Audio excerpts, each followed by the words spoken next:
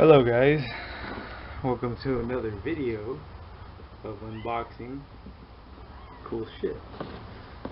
Basically today we're going to be unboxing the wireless TPMS sensors. They're a screw-on type, bought it on Amazon. My friend from Germany actually recommended this brand. I kind of picked this brand before, but I wasn't sure if it really worked good, if the initial setup was easy, so he recommended it. He actually does tire testing for a lot of Volkswagen German type vehicles in Germany. I'm not going to mention the tire manufacturer that we work for, but I've actually played with a lot of Beirut stuff on the racetrack with American Le Mans for probably 7, 8 years. There was another brand. There was a brand with an antenna. Brightwater Technologies, I think. Anyway, so this one's only like 45 bucks on Amazon. Plugs into your cigarette lighter. It's got an LCD display screen. Not sure if it's touchscreen, but I'll find out. It has a USB port if you want to charge your charge your phone or whatever devices. It's cool. It doesn't have an unthreadable release here. It's all one piece. Yeah, these sensors are all labeled front left. Some people say left front, but this one says front left, front right, left rear, right rear, and then this is the tool that it comes with to separate the sensors and change the battery. It's pretty neat. You just put it in here and then this locks onto the cap. Oops, the other way. Yeah, the other way, sorry. This locks on the cap and then you can change the battery. What else? And then if you want to lock them onto a vehicle, it comes with the wrench, so no one can screw them off your valve stem like traditional valve caps. You just lock it in with these lock nuts. You can put Loctite if you want, but you don't need to. So yeah, let's go try this out. See what the initial setup says. I think it's automatic. Automatic detecting, initializing, whatever. Yeah, and then it's all real time. So you can set it bar, PSI. Alright, so I basically installed one of the sensors. It's really easy. You just start it on like a normal valve stem, and then you lock it with this lock nut in the back. Let's go ahead and do the rest.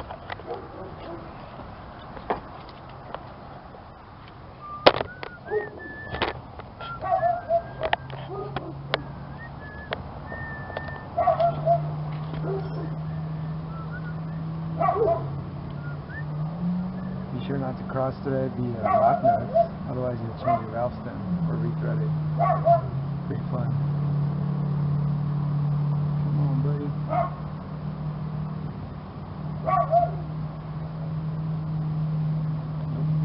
Try this one. That one works. So we're going to put the left front or front left for you guys in Europe.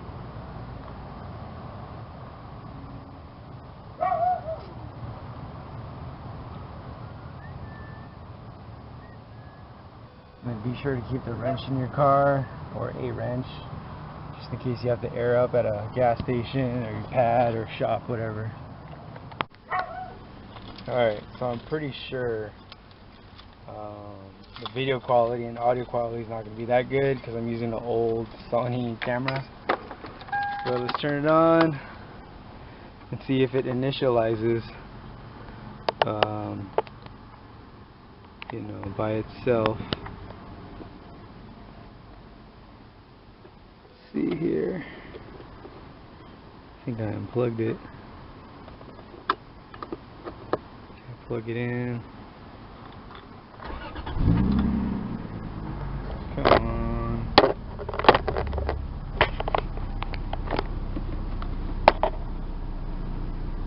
This is 13 point,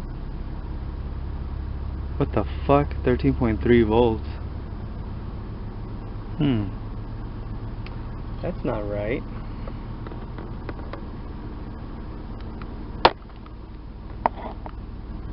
Well, it has a dimming feature, so that's bright. Let's see, it's not touchscreen. I wonder what happens when you hold this button. There you go.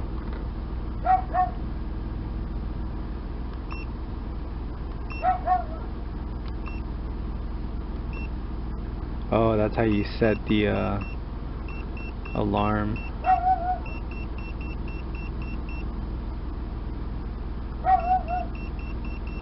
So yeah, it's like an analog Casio watch. You just hold the button and then you know, you set the minimum pressure. Let's go to the next one, 2.2.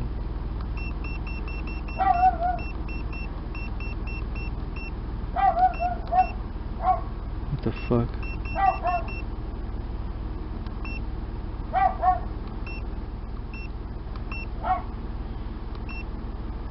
PSI, Fahrenheit.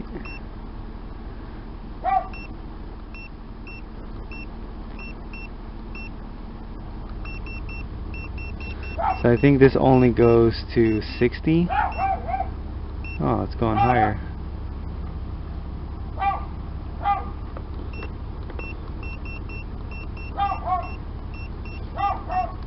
Shit, you can go all the way to 87.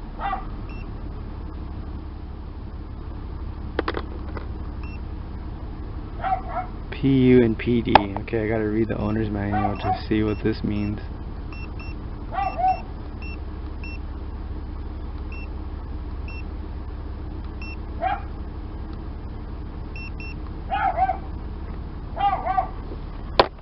Alright, I gotta read the owner's manual. Check. Okay, so after reading the manual, like you're supposed to, it's really cool. Very simple. It's like a Casio watch. You basically hold the top left button like 5-6 seconds, and then it goes into this blink mode, so you can set PSI or bar. I like PSI, so I'm gonna go back to PSI, and then you can set the Fahrenheit or Celsius. I'm gonna leave it on Fahrenheit, or you can click for Celsius. So pressure up warning is at 46 for me. Yeah, you can set it to like 50 or yeah, whatever you want, man. Every car is different, every tire is different, so whatever makes you feel comfortable, bro. And then pressure down, my minimum setting is set to 34. Obviously I'm not drifting or road racing, so it's my street car right now, so that's fine. And then temperature reading is set to 181.